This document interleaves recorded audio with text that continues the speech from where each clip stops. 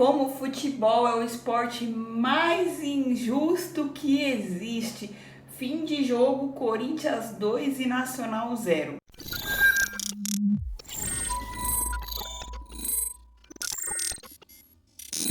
Vamos começar esse pós-jogo se não falar sobre como que o futebol ele é injusto, né? Como que o futebol ele muitas vezes não faz sentido, né? Na maioria das vezes, né, acontece aquilo que a gente imagina de fato, né? O favorito acaba ganhando, né, em determinados jogos e tudo mais. De vez em quando tem zebra. O futebol ele é muito uma incógnita, né? Muitas vezes acontece esse tipo de coisa. E o porquê que eu tô falando? Ah, Thaís, por que você tá falando que é injusto sendo que o Corinthians ganhou, né? Porque o Corinthians mereceu ganhar, gente? Vamos falar a verdade, mereceu ganhar? Não merecia ganhar esse jogo, mas nunca que merecia ganhar esse jogo. Porque muito da vitória desse jogo se passa por Carlos Miguel, que mais uma vez fez uma excelente partida, fechou o gol ali do Corinthians, né? Mas, em contrapartida, né, no pós-jogo passado, eu estava aqui falando que o Corinthians merecia ter vencido o Fortaleza porque jogou melhor, né? E aí um Corinthians e Fluminense, o Corinthians jogou melhor também e venceu contra o Fortaleza, jogou melhor e empatou o jogo contra o América pressionou o Corinthians também, né? O América de Natal. E só que o Corinthians saiu vitorioso. E o futebol ele é maluco, né? Tem esse tipo de coisa. É claro que eu estou feliz com a vitória do Corinthians. O Corinthians precisava vencer, né, cara? Com muitas dificuldades teve nesse jogo e a gente já vai falar disso, né? Mas pro alívio, o Yuri Alberto entra, faz o gol. Romero faz um gol que tava inacreditável, né? Na minha opinião, não era para validar aquele gol, mas enfim. E depois o Mateuzinho também faz o gol ali, ele acaba se lesionando, nem comemora, parece ter sido sério. A gente vai comentar sobre isso, né? Enfim, importante a vitória. Se eu não me engano, o Racing estava vencendo o Argentino Júnior ali, acaba virando o líder do grupo, né? Mas a gente vai ter o confronto direto. Mesmo assim, me preocupa de certo modo pelo futebol apresentado nesse jogo, né? Agora falar do jogo em si. Corinthians e Nacional, cara. Foi um jogo, principalmente o primeiro tempo, aquele jogo de você querer dormir, de você não querer assistir, que tava com a cara de ser 0-0 até que o Nacional começou a levar perigo pro Corinthians. E aí, cara, é preocupante, independente do Corinthians ter vencido esse jogo de 2-0, é preocupante você ver o Corinthians todas as vezes que vai jogar com um time, sei lá, se o Corinthians joga com um time de Série D, com um time de Série C, se joga com o pior time do campeonato do Uruguai, no caso que é esse Nacional, consegue ter tanta dificuldade. Cara, o que acontece com o Corinthians que tem tanta dificuldade para enfrentar esses times, né? Aí vai lá, enfrenta o Fluminense de série A, joga bem. Vai lá e joga contra o Fortaleza, joga bem também. Mas aí quando o adversário, teoricamente, é mais fácil, o Corinthians tem uma dificuldade absurda. E dificuldade absurda de poderia ter perdido esse jogo. Nossa, mas aí tá olhando, quem só olhou o placar 2-0 falou assim, ah, beleza, o Corinthians ganhou, né? Ganhou e convenceu, mas não, muito pelo contrário. Enfim, o Corinthians vai a campo sem o seu meio campo ali de costume, que é o Rodrigo Garro e o Ranieri. O Ranieri por conta de um trauma que ele sentiu, né? O Corinthians divulgou. E o Rodrigo Garro por conta do nascimento do filho dele.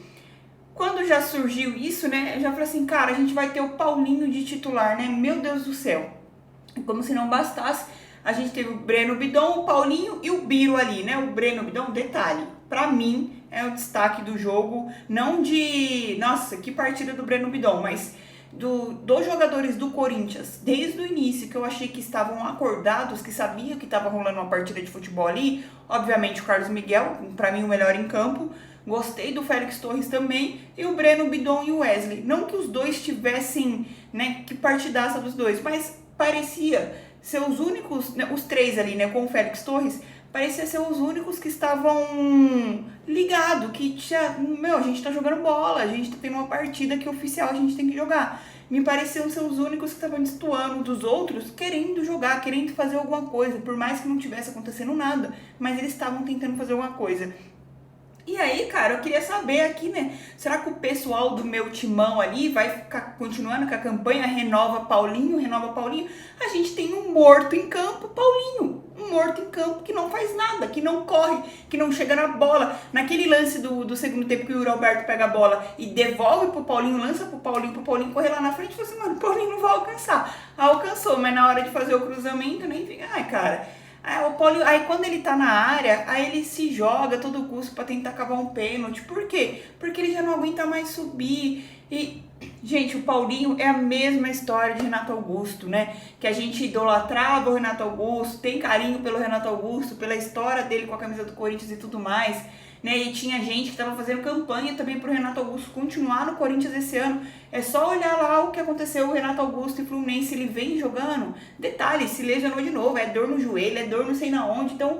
E o Paulinho é a mesma coisa, só que o Paulinho está disponível, só que ele não entrega absolutamente nada em campo, nada, nem defensivamente, nem ofensivamente, de forma nenhuma. Mas o importante é ele ser coach, é isso que a gente precisa, o coach, né? Porque o Paulinho é importante para a garotada. Não, muito pelo contrário, o Paulinho, hoje, ele ocupa um lugar de um jovem, de alguém que poderia estar jogando ali, né? Não sei se é o Rian, mas o Rian é ruim, não sei, mas o Rian ou algum outro, o próprio Breno Bidon ou qualquer outro.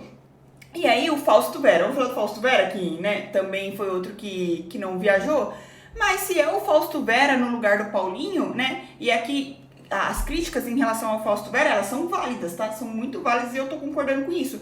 Porque o Fausto, quando ele tá em campo, só toca pro lado ou toca pra trás. Aí a gente reclama e bate no Fausto Vera. O Paulinho faz a mesma coisa e não é criticado. Muito pelo contrário, é ovacionado. É idolatrado por parte da torcida que parece que vive em 2012. Sendo que o Paulinho ele já não consegue fazer absolutamente nada. Mas ficar falando do Paulinho aqui é sempre a mesma coisa.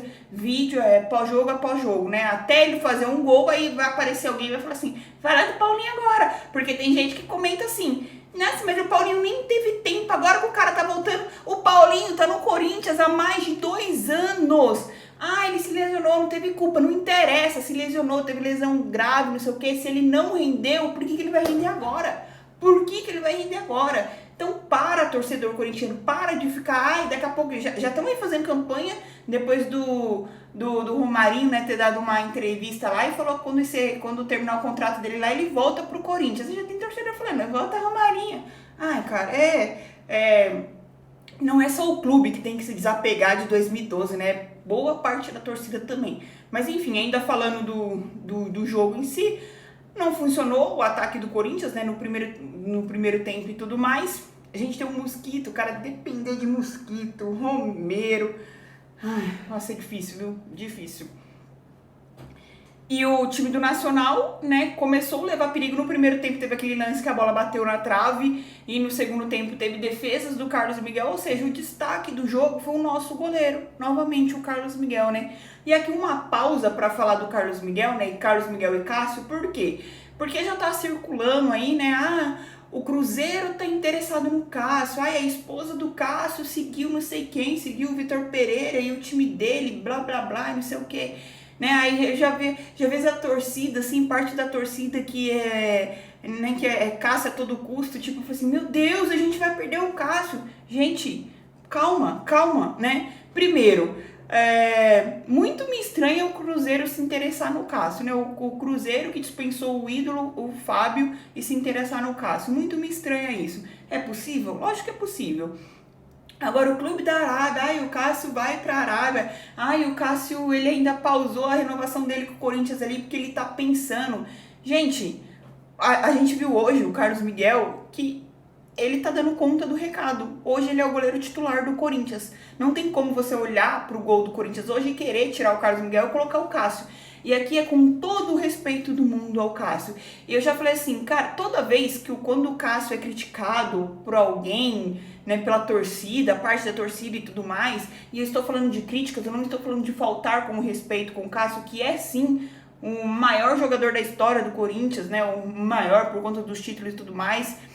E aí, em relação ao Cássio, toda vez que acontece esse tipo de coisa, ou que ele é criticado e tal, sempre tem, ai meu Deus, o discursinho de, ai, se não for bom aqui eu vou embora, ai, se eu estiver atrapalhando eu vou embora. E, cara, se não tá bom pra ele também, que ele vá embora e siga a vida dele. Eu já falei, eu não gostaria que o Cássio saísse do Corinthians pelas portas do fundo. Eu acho que ele merece respeito, sim. Mas também ficar nessa babação de ovo, sabe? Ai meu Deus, que medo, o Cássio vai embora. Gente, para! E outra, esposa de jogador, né? Quantas vezes a gente já não viu tanto a esposa do Cássio aparecendo, a esposa de Michael e tudo mais. Aí vocês acham que ela não faz isso porque sabe que o torcedor vai repercutir, porque o torcedor vai falar, que o torcedor vai ficar assim, pelo amor de Deus, não vai embora, Cássio, né? É sempre esse discurso, cara. Ah, enfim. Ai, eu tô cagando porque a esposa de jogador tá fazendo isso ou aquilo, defendendo, ela tá fazendo o papel dela, sei lá o que ela acha que acredita ser certo, defendendo o marido dela a todo custo. Mas é isso, gente, é isso. O Cássio, cara, de verdade, eu acho muito difícil o Cássio sair do Corinthians, tá? Acho muito difícil. O contrato dele vai até o final do ano, vai ficar nessa de renova ou não renova, eu acho que ele vai renovar sim. E, enfim, né? Era o que eu tinha pra falar. O Carlos Miguel hoje é titular absoluto, não tem como, não. É indiscutível você ver as partidas aí, mais uma partida que fica na conta dele. O Corinthians conseguiu a vitória, conseguiu fazer os gols, obviamente, mas se passou também por inúmeras defesas que ele fez mais uma vez. Então, assim, o Cássio tá no banco, ele tem que respeitar também o momento do Carlos Miguel, né? E buscar o seu espaço novamente. É isso que tem que acontecer, né? Não é ficar de... Aqui eu nem tô falando que é o Cássio, tá? Mas já que a esposa dele começou a seguir não sei quem, blá blá blá, que a torcida foi atrás. Mas assim, eu acho que, né? Quer voltar, seu goleiro titular? Trabalhe pra isso, né? E retome o seu lugar ali, porque o Cássio vinha mal, né? Vinha falhando ali em alguns jogos. Outro detalhe que eu gostaria de falar também sobre esse jogo, né? Como que pode, né? Já falei do Paulinho aqui, mas como que pode a gente ter um Igor Coronado, e a gente pode falar do Igor Coronado agora, né? Gente, será que a gente pode falar do Igor Coronado? E aqui é uma crítica que eu não sei se eu faço ao Antônio Oliveira, faço pelas alterações dele ali, né? A demora dele de... Você vê o time no primeiro tempo não esboçando nada, aí volta do intervalo e não faz mudanças, aí espera 10 minutos pra fazer a mudança, pra começar a trocar as coisas, visivelmente com o time do Corinthians jogando mal, né? E aí beleza. E a gente tem o Igor Coronado que viajou, né? Aí você imagina, será que agora vai? Será que o Igor Coronado vai jogar? Aí vai lá, vai passando tempo e nada dele entrar. Não entra no intervalo, não entra em 10 minutos, não entra faltando 10 minutos, não entra faltando 5 minutos, não entra em jogo. Por quê? Né? O Igor Coronado, ele será um meia. Detalhe, a gente tava sem o Rodrigo Garro. E o Corinthians precisando de um meia, porque o time tava errando passe de 2 metros. Paulinho errava passe de 2 metros. Biro, misericórdia, Biro, né? Não dá pra defender mais o Biro aqui. O cara, nossa, uma canseira aparece, uma preguiça. O time do Corinthians praticamente todo ali quase errando passes. E o Fagner, nossa, no segundo tempo que ele foi dar um... que foi aquilo, né? Enfim. Aí a gente tem o Igor Coronado, que é meio campista, né? Um jogador que recebe ali os seus 2 milhões, em torno de 2 milhões ali pra jogar com a camisa do Corinthians, que viajou, que estava disponível no banco, mas sequer entrou. E o Paulinho jogando 90 minutos. O que tá acontecendo? Né? Aqui eu tô questionando, eu tô deixando um ponto de interrogação de não colocar a culpa 100% no Antônio Oliveira, nesse caso, de não ter optado por colocar o jogador, mas porque o jogador também me faz questionar, já que eles não estavam disponíveis nos jogos anteriores, né? Mas se o cara viaja e tá no banco de reservas, ele não tá apto para jogo? E a gente vai ter a paciência até quando com o Igor Coronado? Eu sei que o fato dele ter ficado doente, de ter pego dengue, ele não tem culpa nenhuma. Mas, né, já tá aí, é dor no quadril, não sei o que, tá parecendo um Renato Augusto 2.0. E, de novo, a cobrança em cima do Igor Coronado, ela é grande, ela tem que ser grande porque é um jogador que veio com expectativa alta, que veio com a expectativa de vestir a camisa e ser titular. E outra, a gente precisa dele, a gente precisa de um meio-campista. Só que o cara parece que nunca tá disponível. Até quando ele tá disponível no banco, ele não entra numa partida que a gente não tinha meia. Enfim, cara, eu não consigo entender. Eu queria muito saber o que de fato acontece com o Igor Coronado. A gente teve também atualizações do Palácios. E, gente, Palácios moiou. Porque a explicação do Corinthians ali que deu, né, a princípio, é que uma lesão na cartilagem crônica. E crônica já era, é pra vida toda, né? O cara... o contrato do Palácio é até 2027.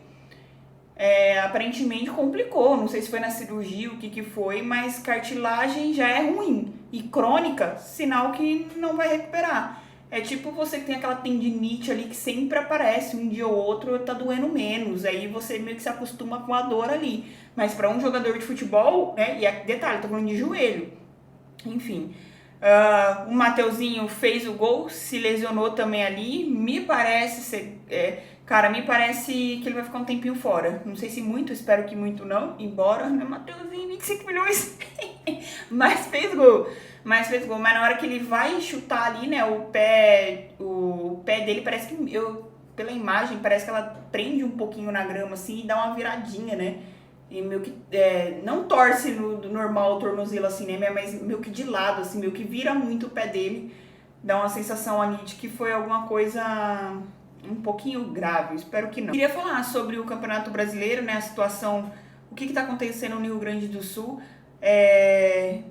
O que eu vou falar aqui, eu não sei de fato da reunião da CBF com os clubes e tudo mais. Parece que tem alguns clubes que eram contra a paralisação do Campeonato Brasileiro, outros que não, né, que deveria parar o Campeonato Brasileiro. E minha opinião, tá, gente? Eu acho que cada um tem a sua opinião, pode comentar aqui e tudo mais. Eu concordo com o Petralha, calma, vamos lá, eu concordo com o Petralha quando ele fala, né, e ele foi contra a paralisação do Campeonato Brasileiro, quando ele fala que não temos calendário, não temos espaço, tipo assim, parou o Campeonato Brasileiro agora, aí a gente não tem espaço para ter jogos depois, né? Para ter o jogo. Concordo quando ele fala isso em relação ao calendário do Campeonato Brasileiro. Mas, né? Aí você. E isso que o cara é do Paraná, tá? É do Sul também ali. Aí você fala assim, tá, mas engraçado, né? Concordo nesse sentido, se tratando do calendário. Mas é engraçado, porque quando teve a Copa do Mundo, não deu um jeitinho? Quando a Copa do Mundo foi em dezembro, não tem um jeitinho? Sempre tem um jeitinho ali. Quando tem algum campeonato da FIFA, alguma coisa, sempre tem um jeitinho. Agora, quando pessoas, seres humanos, estão perdendo casas, vidas, os seus animais ali, tá, todo mundo tá tendo uma dificuldade para não falar outra coisa, né? O que de fato está acontecendo ali. Então, tipo assim, aí não tem empatia com um ser humano, com pessoas perdendo vidas. E aí você tem que se preocupar com o futebol em primeiro lugar. Não, tem que parar porque vai prejudicar os outros times, né? E se fosse o seu time, né? E se fosse em São Paulo, se fosse em qualquer outro lugar? Cara, eu acho que o futebol, ele é importante até certo ponto. Né? Agora, quando se trata de vidas e outra, se querer falar do futebol, se querer deixar de lado, né, o que não deveria, que é no caso as vítimas, pessoas que estão sofrendo com tudo que está acontecendo, se você ainda olhar só pro lado do futebol e achar que o Grêmio, né, deixando o clubismo de lado, achar que o Grêmio, que o Internacional e o Juventude não estão sendo prejudicados, eles estão. O estádio do Grêmio tá todo alagado, os caras no CT não estão tendo condições de treinar. Então, assim, quando o nosso time vai lá, fica treinando e vai jogando tudo mais, aí o Grêmio e o Inter vai ficando para trás em relação a isso, né? E outra, como que fica a cabeça dos próprios jogadores ali desses times, que tem familiares que moram lá, que tá tendo a casa alagada, que tá tendo que ajudar. Então, tipo assim, é meio que desumano você querer pensar só no futebol, em patrocínio, em não sei o que, em calendário, e não olhar pro de fato o que tá acontecendo ali, cara. Não é... não é que, sei lá, tipo, o estádio do Grêmio, só o estádio do Grêmio tá alagado. Não é isso, são pessoas que estão perdendo vidas. Mas a empatia falta de empatia, no caso, né? De alguns seres humanos aí, acho que, eu sei lá, cara, é inacreditável isso, né? Mas enfim. Pera lá. Antes de encerrar, uma coisa que eu ia esquecer, né? Que eu tenho que falar sobre a partida. No lance do jogador do Nacional que é expulso, né? O comentarista de arbitragem, eu não sei o nome dele, quem souber comenta aí, né? O jogador, nitidamente, ele chuta o Hugo, né? O Hugo que tava caído no chão, ele chuta o Hugo. Não foi com uma força excessiva e tudo mais, mas chutou, ele agrediu o Hugo. Aí o comentarista vem e fala assim que não, que o jogador do Corinthians valorizou, não era, isso não foi uma agressão. Como que não foi uma agressão? Ou seja, você tem que chutar com muita força, você tem que dar uma cotovelada e sangrar o jogador adversário para você falar que foi uma agressão.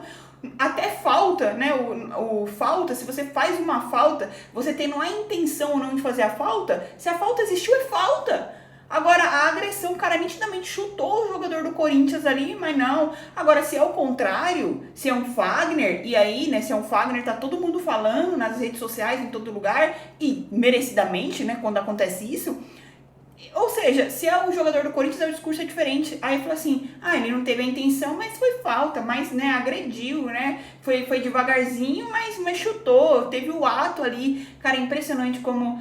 Olha, meu Deus do céu, meu Deus do céu, os caras, o anti-Corinthians fica explícito, assim, de maneira, né?